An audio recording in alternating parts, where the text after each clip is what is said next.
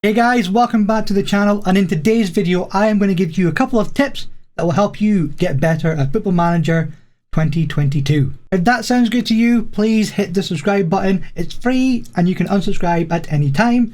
And if you enjoy the video, give it a thumbs up. I am going to go through a couple of things that I've learned this year in Football Manager 2021 that has helped me improve as a Football Manager player, and I'm going to let you know these things. First off is morale.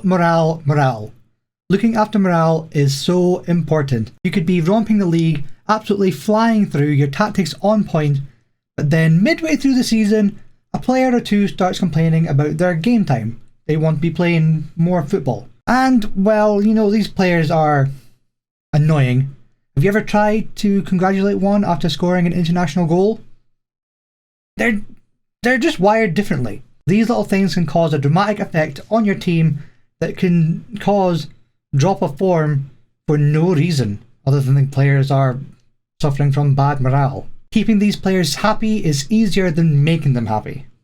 So keep them happy. In my journeyman save on FM22, which I streamed on Twitch, I'll be streaming again on Twitch, link will be down in the description. I had a lot of seasons that was going wonderfully well right up until the last couple of months, where the team would just drop off. I'd be fighting for the titles and they would just start losing games for no reason. Tactic was fine, fitness was fine, but they would just lose. Later on, when I started paying attention to the players' playing time, their contract, and make sure they're happy with that, making sure nobody had a reason to be upset, things started to go better and we started to get promotions, win titles, win cups. So yeah, morale, important. Number 2 is to add match preparation in your training. By default, Football Manager doesn't add match preparation into the training schedules. Do it. It's worth it. It adds to your tactic familiarity, which helps your tactic perform. And if that's the only thing you do, it is 100% worth it. Box in the Box shouts at me regularly for how bad my training is, but I still do this. I used to never do it because I'm a lazy Football Manager player. After taking just 5 minutes here and there just to go in every month, add in, you know, a match preview, a match review, attacking movement, defensive shape. Adding all these in makes a big difference to your tactic and you'll start seeing results on the pitch. So add match preparation. Number 3 is start scouting for the new gens early. One of my favourite things to do on Football Manager is to hunt for the wonderkid new gens that come up in the game. And these players can potentially be the best players in the world in a couple of years' time. And the way I like to do it is I like to go to the international teams and go to their under 21s, under 19s, whatever team they have, and go through all those players. And if you see any players that are actually playing games for their team, then there's a high chance that they're decent. So look at them. You won't really find those bargains in England because of the English tax. But if you go to Mexico, Colombia, Argentina, Brazil, again, those guys are a bit more expensive, but you can find some brilliant bargains that will really help your team. And in turn, will really help you. Obviously, if you're doing a UK-based save, Brexit hampers you with what you can do. Same if you're doing an Italian save with the non-EU rule.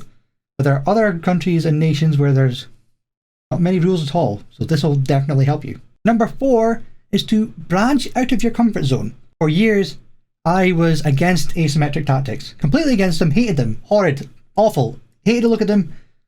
But this year, I've done a complete 180 on my opinion, and I love them. When I started using these weird and wonky tactics, I started to understand Football Manager a bit more, and how all the different roles interact.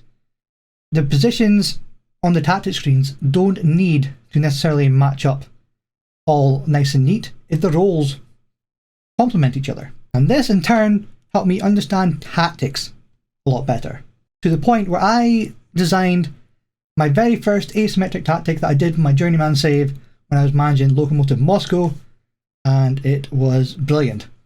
The horrible looking shape, but it was brilliant. Number 5 was picking the right save. Now you're probably wondering, how does this help you get better at Football Manager? Well, how often do you start a save, play it for a couple months in game time, and then start another one, and then another one, and then another one, because the interest isn't there to keep you captivated. I recently just did a video on how to pick a save, all the different methods you could use to find a team to manage. And since I've started using these methods to pick my teams and the saves that I'm doing, I've started playing that single save longer than I ever have before. And when you stick with a save, you are greeted with different challenges that you haven't faced before. You could face money issues. Your actual real life knowledge of football players won't be there because of all the new gens that are coming up in the game. So you actually get better at scouting players, which, as I said, is something that I love to do. And also, if you stick with the save long enough, you can reinvent your team. You don't just build it once, you can rebuild the same team so it gets better and better and keep your dominance going. Anyway guys, that is 5 tips that I think helped me get better at Football Manager this year. Hopefully if you take these on, you'll get better at Football Manager 2 for FM22, which I'm really excited for. If you enjoyed this video, make sure you hit the like button, and I will catch you guys in the next one. Cheerio!